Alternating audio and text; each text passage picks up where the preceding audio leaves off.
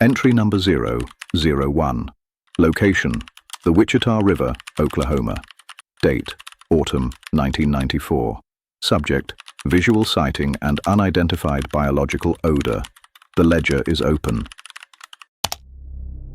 Oklahoma in the late afternoon has a specific kind of silence. It's a heavy, dusty quiet that hangs over the red clay roads like a blanket. We were heading toward the Washita River in my old Chevy, the kind of truck that's more rust than metal, but it's always been reliable. My kids were in the back, the youngest halfway through a crumpled bag of sour cream and onion chips, the smell of salt and stale air conditioning filling the cabin. On the radio, a local station was playing a classic rock track, something by Creedence Clearwater Revival, but it was mostly static, the signal fighting against the dense tree line of Bryan County. We were just a family on a drive, looking for a spot to fish, grounded by the mundane reality of a half-empty Gatorade bottle rattling in the cup holder and the sun dipping low enough to turn the dashboard into a glare of orange plastic. We turned onto the power line easement, a long, wide scar of cleared land cutting through the dense timber. I remember checking the rearview mirror, seeing the kids' eyes drooping. Everything was normal. It was a Friday. It was home. And then, the truck rolled to a stop at the edge of the cut, and the radio static didn't just crackle, it went dead. When the radio cut out, it wasn't like a station losing its signal. It was as if the air itself had become too thick for sound to travel. I turned the key, killing the engine, thinking maybe a belt had slipped, but the silence that rushed in to fill the space was unnatural. In Oklahoma, the woods are never truly quiet. There is always the rhythmic buzz of cicadas, the distant whistle of a hawk, or the dry rattle of wind through the blackjack oaks. But here, at the edge of the power line easement, the world had gone mute. I looked out across the cut. The tall grass, usually swaying in the prairie breeze, stood perfectly still, like a photograph. Even the kids had stopped fidgeting. My youngest sat with a chip halfway to his mouth, his eyes fixed on the tree line. It felt as though the entire world had taken a deep breath and was holding it, waiting for the shadow at the edge of the clearing to make the first move.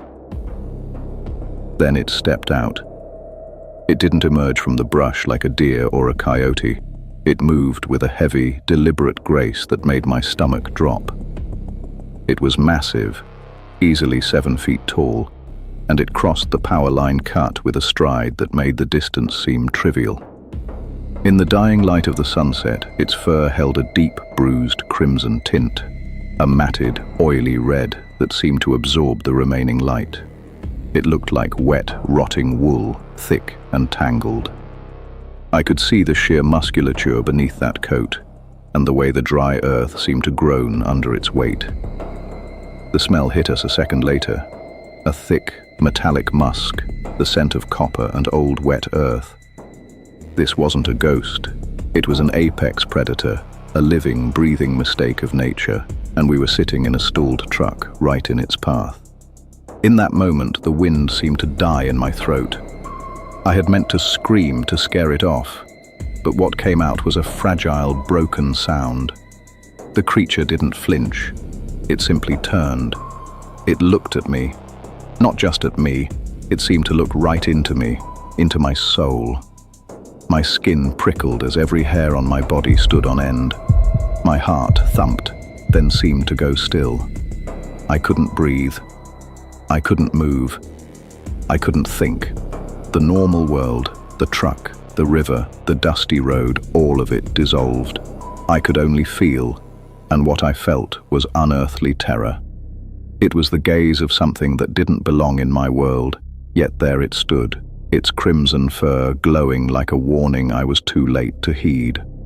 As quickly as the connection had formed, it broke. The creature turned its head back toward the tree line and melted into the shadows of the blackjack oaks. It didn't run. It simply ceased to be visible, as if the darkness itself had opened up to swallow it whole. The sound returned all at once. The cicadas, the wind, the distant hum of the highway. My heart restarted with a painful jolt, and I fumbled for the keys. The engine roared to life on the first turn, a beautiful mechanical scream that shattered the lingering dread. We didn't go fishing that day. I drove home in a silence so thick it felt like the truck was underwater. That night, and every night since, I've found myself checking the locks on the doors twice, then 3 times. Because once you've been looked at by something like that, you realize the walls of your house are just an illusion. You realize that out there, in the red dirt and the deep timber, there are things that don't just watch us, they know us.